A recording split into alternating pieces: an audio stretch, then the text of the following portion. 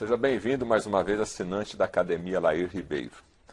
Nós vamos conversar aqui agora com o cardiologista Dr. Lair Ribeiro, porque a base da sua formação, né, Dr. Lair, é a cardiologia, além de ser nutrólogo, que a gente também já sabe.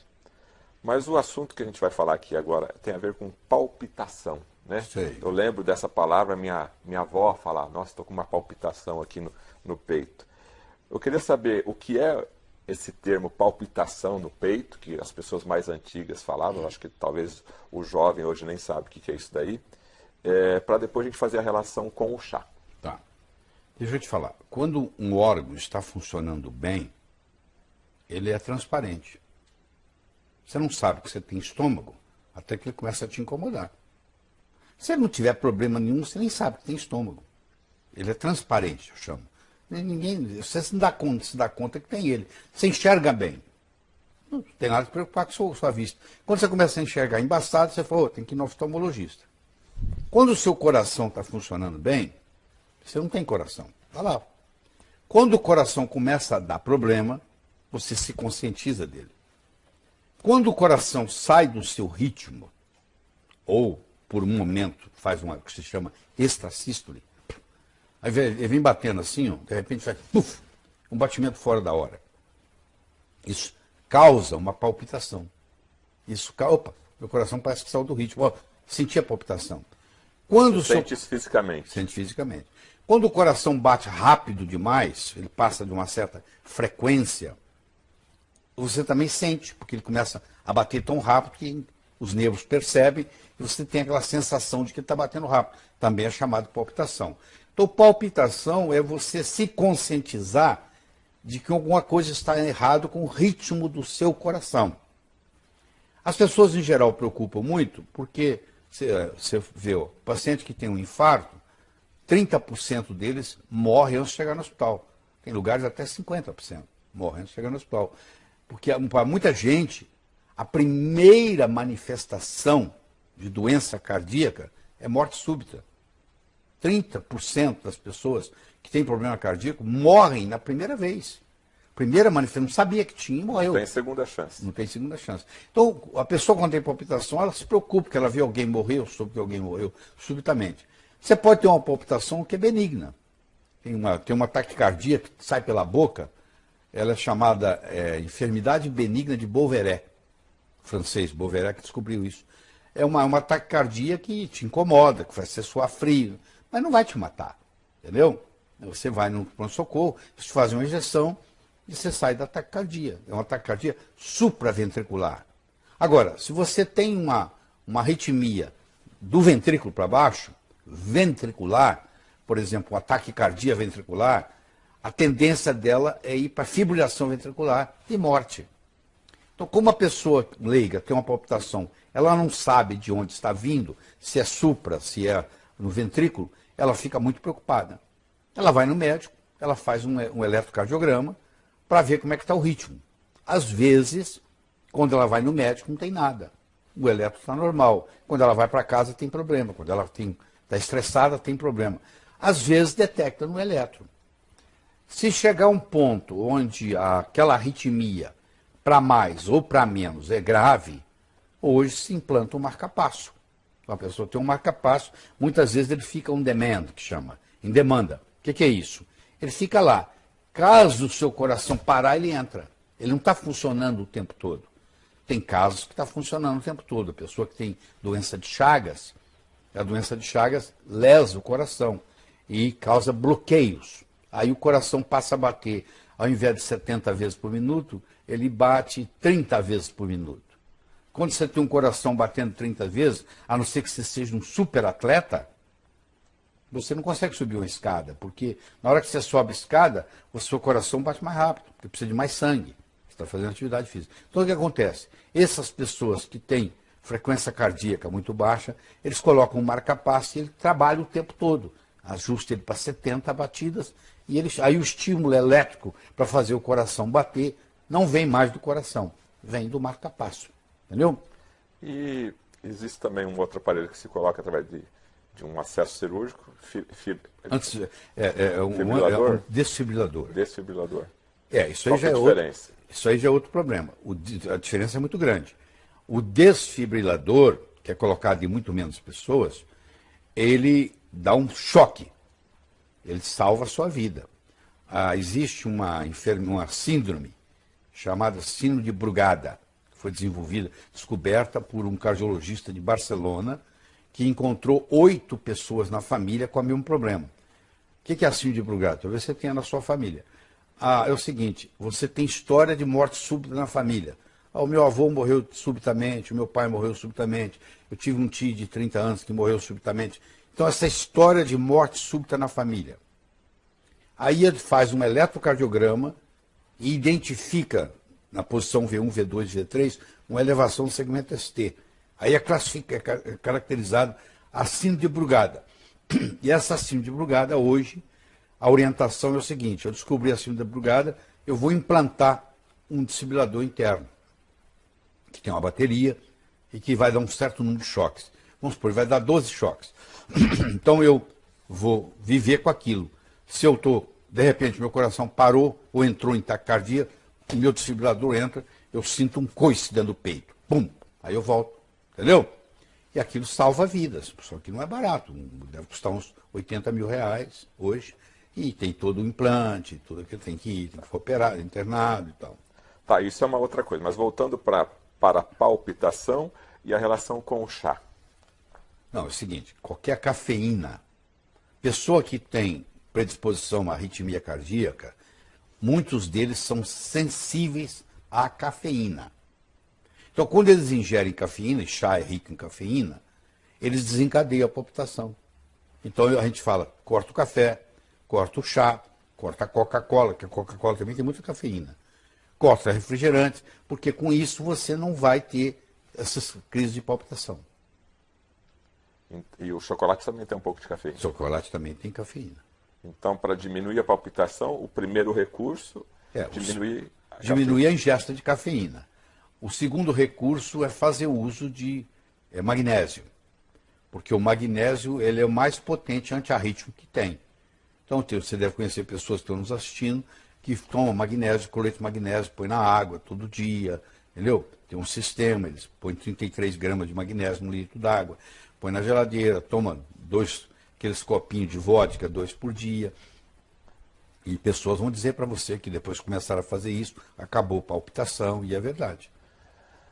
Gostaria de falar um pouquinho mais do magnésio e do coração. O magnésio tem uma relação íntima com o músculo cardíaco, ele é importante para a saúde humana? Muito importante, não é só para o cérebro, para qualquer lugar. O magnésio, primeiro é o seguinte, nós estamos aqui por causa do magnésio. Por quê? Porque a vida era anaeróbica, a vida não tinha oxigênio. Houve uma época no planeta Terra que não tinha oxigênio. Aí as plantas começaram, através da clorofila, começaram a produzir oxigênio. A planta, ela pega o gás carbônico, transforma em oxigênio. O ser humano pega o oxigênio, solta gás carbônico. Então, a gente faz uma comunicação. A molécula da clorofila, o centro dela é magnésio. Então ela tem se não tivesse magnésio, não teria vida aeróbica, não teria vida como a gente conhece hoje, que é de oxigênio. Então, desde o começo, o magnésio está lá. O magnésio faz parte de mais de 100 reações químicas importantes no corpo. Mais de 100. Identificada tem umas 100.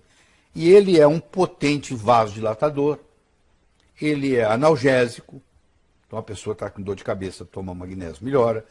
E ele é um potente antiarrítmico. Ele não deixa você ter convulsão. Então, pessoa que tem convulsão ou predisposição à convulsão faz uso de magnésio, nunca mais tem vários casos seguidos.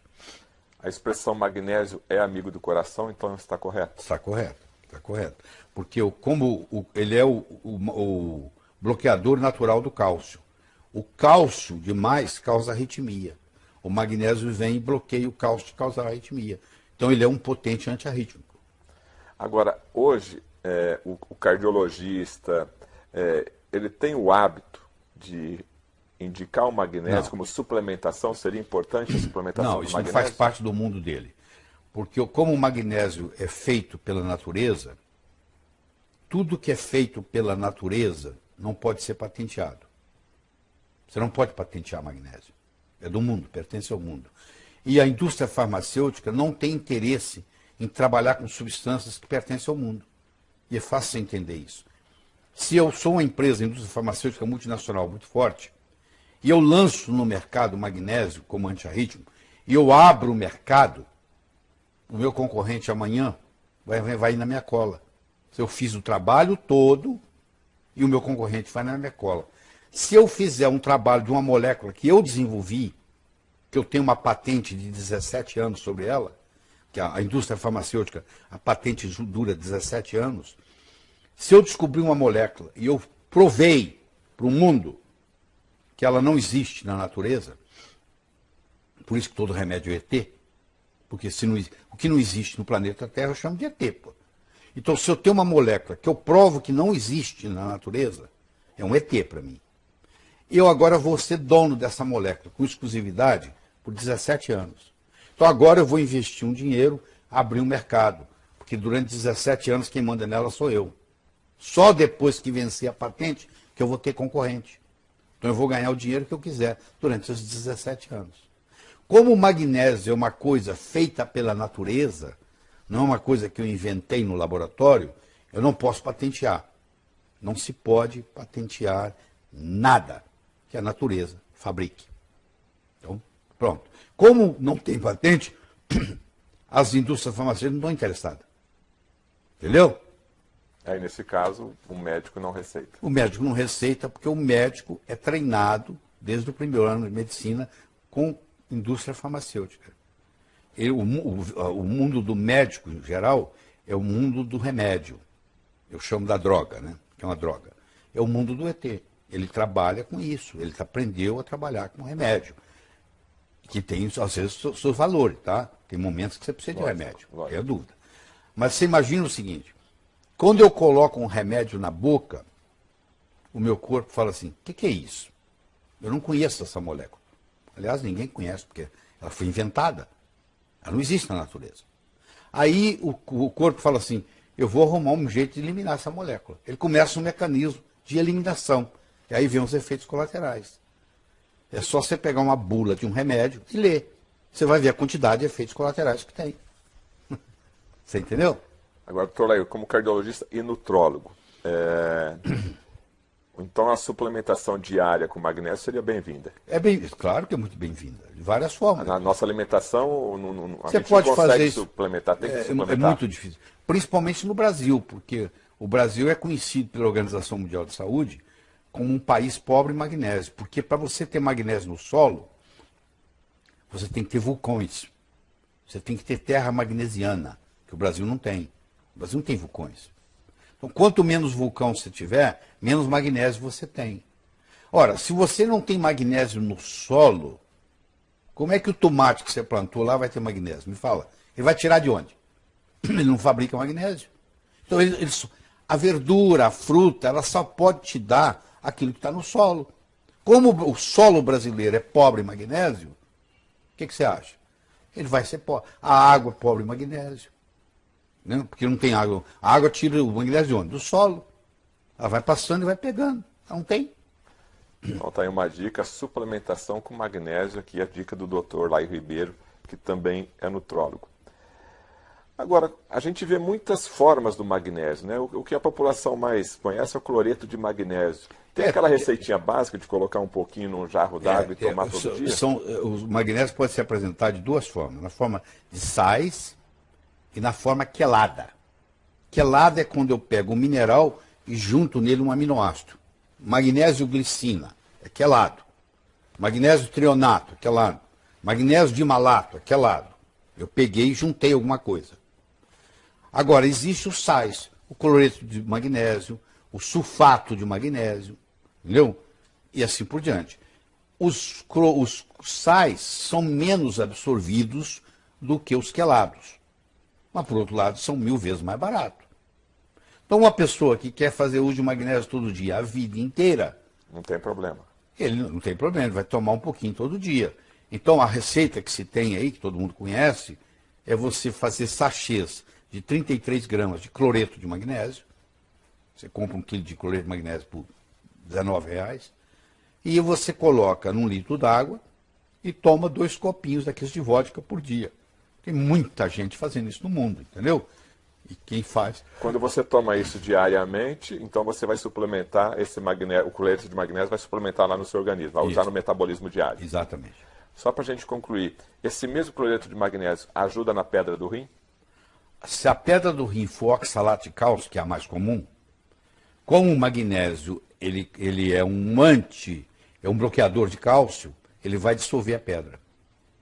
Então, se você tem pedra no rim, litíase renal, e você toma cloreto de magnésio todo dia, provavelmente você não vai ter mais crise, porque aquelas pedras, aos pouquinhos, vão sendo dissolvidas. Olá, posso tomar 1 minuto da sua atenção? Eu quero falar do livro Saúde Brota da Natureza, da minha autoria. Esse livro é uma joia preciosa para quem o possui.